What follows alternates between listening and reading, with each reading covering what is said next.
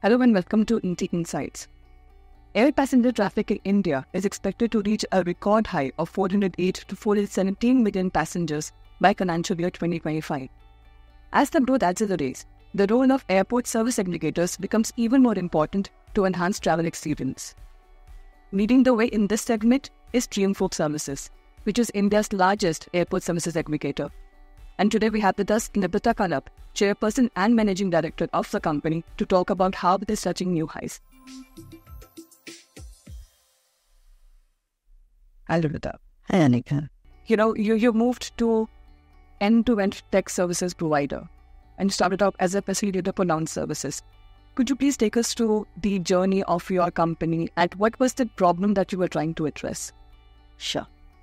So I think, let me start with what lounge access was for the end user. So if you actually see at the airports, the lounges were primarily used by the first class or the business class passengers or the loyalty programs which were run by the airlines. The pay and use lounge concept or the loyalty as such was I would say that hardly it was any scope there, because I would say that pay and use lounges were not even existing at that time. So before I started Dreamfolk, I would say that, I was working for airport business, wherein, yes, the business was more about the lounges, right?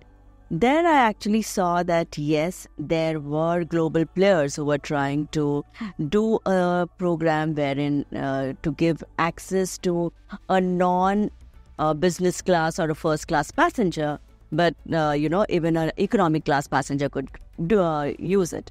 During my that tenure, I was actually trying to see that, how we could give the benefit of an economy passenger to enter the lounge. Secondly, during that same time, I also saw that, yes, there were the clients, which is the network providers or the issuers, wanting to give some benefit. And this benefit, they were struggling that, how they would actually give to the end user. So this idea of, giving a lounge benefit to an economy class passenger, I would say came in when I was actually working for that company, and took the idea that, yes, there is an opportunity. And I would say that, as I told you, that, yes, there were global players, but I wanted to create a differentiator, because if a bank is providing a benefit, right, and the benefit should be on the same card rather than giving additional plastic. So I would say that Dreamfolk came up with the idea or a differentiator in the market in terms of the technology. We started giving the benefit. We created a solution wherein you could carry the same plastic, which is your credit or a debit card, and access the lounge. So this was one of the biggest differentiator what we created in the market in terms of the solution.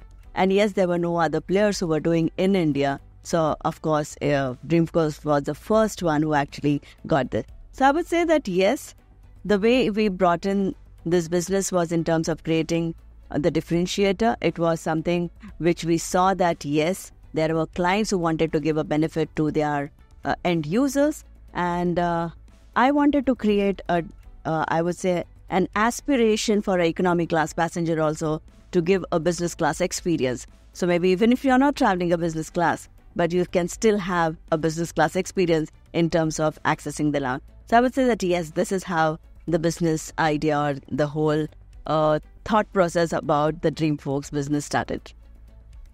Even though you were one of the initial movers in the industry, what are the kind of changes have you seen in airport services ever since you entered that space? I would say a lot of changes in terms of the lounges or itself, if you actually look at it. In terms of the lounge size, let me start with the lounge size first.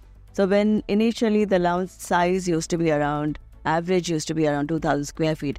Today, if you actually look at the lounge size, it's around 35,000, 40,000 square feet. So that is one of the biggest difference. Secondly, it used to be just a space wherein, you could just go and have your meal or just relax. But today, if you actually look at the lounges, the way they have come up, I would say that, it has gone to a different level in terms of the food offerings, in terms of the service offerings, in terms of additional services within the lounge, whether it is, providing a different PTR, whether it has to be a business center, a meeting rooms, and even the spas. So I would say that yes, the complete lounge experience as such has completely changed. This is about the lounge, what I'm talking, total about the airport experience if I have to talk about. Today, I would say that starting from your check-in till you board the flight, I would say that the whole experience at the airport has also changed in terms of you have the meet and assist services, which is not just for, a celebrity or a VIP, but, even if a senior citizen is traveling, or whether they are single kids who are, the parents are not traveling with the kids. These are the services which are actually being provided in most of the airports, which are very, very, I would say in high demand right now. Secondly, in terms of whether, it is a security hold area where you have to pass the security, I would say the whole process which has changed and the whole experience, what used to be in the past and what you have today. I would say that yes, India has evolved in terms of the complete airport services today. And Rebecca, you spoke about technology and the introduction of it. What are some of the digital solutions that you are planning to bring forth to make it low cost and more agile? And also in the same space, what are your plans for the next 1 or 2 years?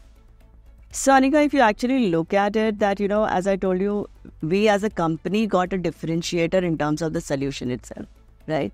We created a product wherein we wanted that, banks could just give the benefit on the same credit or debit card. The program which started was just on identification of a bin. Today, we have a spend-based model wherein we have deep integrations done with the banks. This is in terms of the integration, what we have done with the client. But if you actually look at the other end, in terms of the customer journey, I would say the awareness of the lounges have grown so much that today all the lounges, you would see a long queues at the lounges, right? Now, to ensure that there is a right customer experience, we as a company started creating self-check-in kiosks. I don't know if you have actually noticed in most of the high-traffic airports, whether it is Mumbai, Delhi, Bangalore, Chennai, we actually have a self-check-in kiosk wherein you do not have to stand at the queue and you can just directly go at the self-check-in kiosk, check whether your card has a limit, you get a QR code and you can just scan the QR code and get into the lounge. So that is something what we have developed.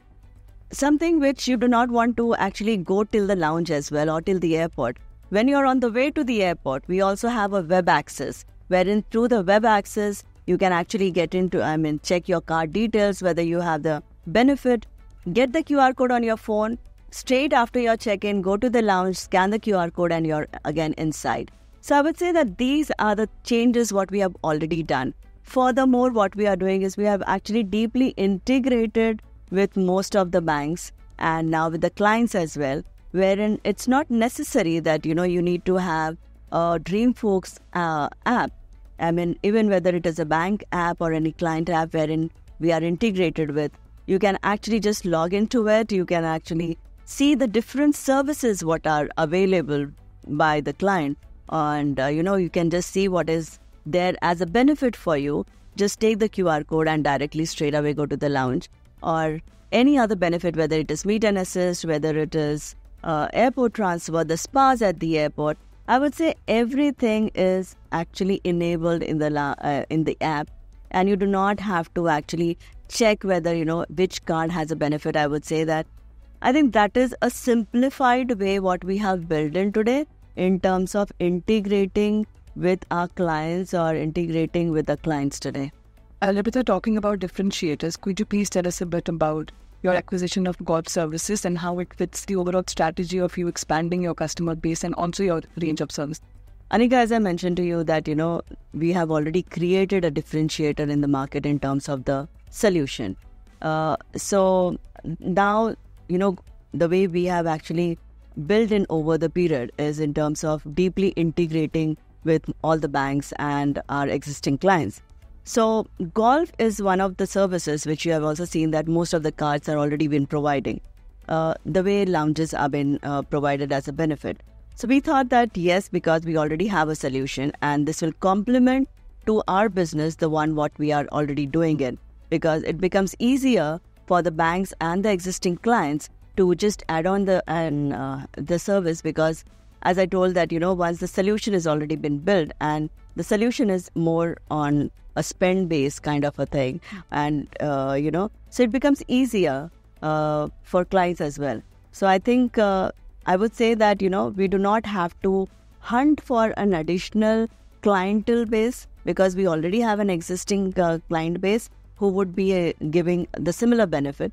So the way we look at it is that whichever service would complement to our existing client and to their customer base, so we would be actually, taking more such services apart from golf as well into our portfolio.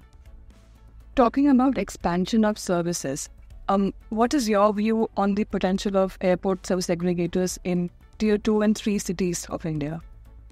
The way the airport privatizations are happening today, and we see that, airports not just in metro cities, but even in Tier 2 cities, which are coming up in a very beautiful way.